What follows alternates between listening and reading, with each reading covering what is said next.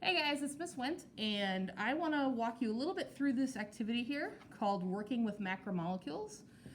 And it's called a Take-Home Minds-On Lab. So it's meant to be like a cut and paste lab, but we're not going to worry about the cutting and pasting part because you don't have any papers.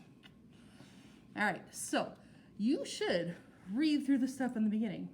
I'm going to skip ahead and make this video kind of short, but when I'm done with the video, you should go back and read it from the beginning. Okay, I am going to go ahead to this page here. And this has some diagrams of 3 monosaccharides, 3 of the little baby simple sugars. Glucose, galactose, fructose, and they're very similar. You're going to compare them with some of these questions here. But the main point of this activity is actually to take 2 of these little guys and bring them together. So I wanted to show you the model how that works, and then you can go through the questions kind of imagining what you see with the model. Okay? So here I've got 2 simple sugars. So each of the little C's represents an atom of carbon.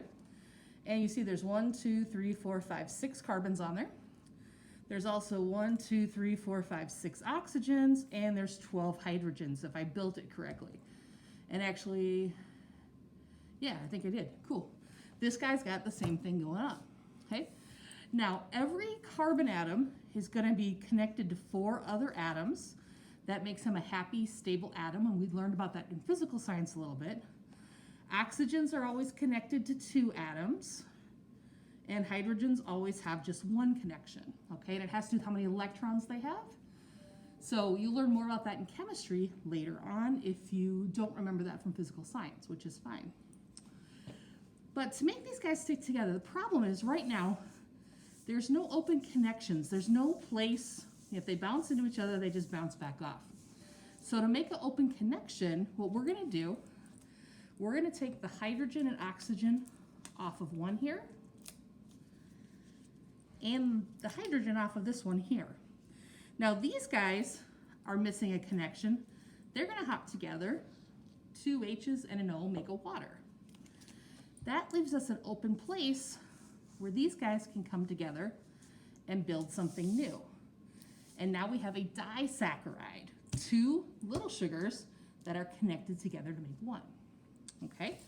And we did that by pulling a water out.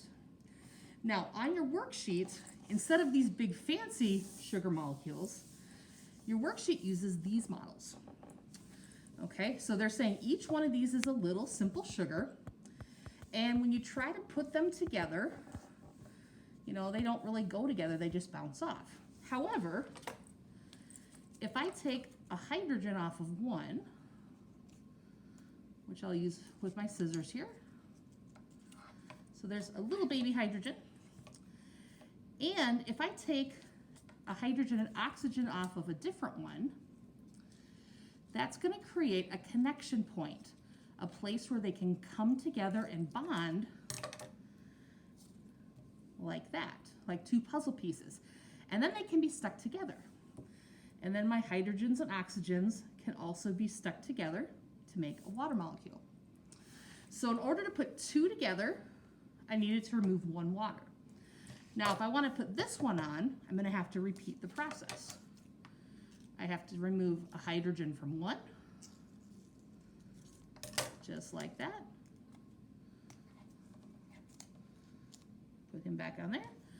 And the other one's going to have to lose an O and an H. Okay, and remember, this is called dehydration synthesis.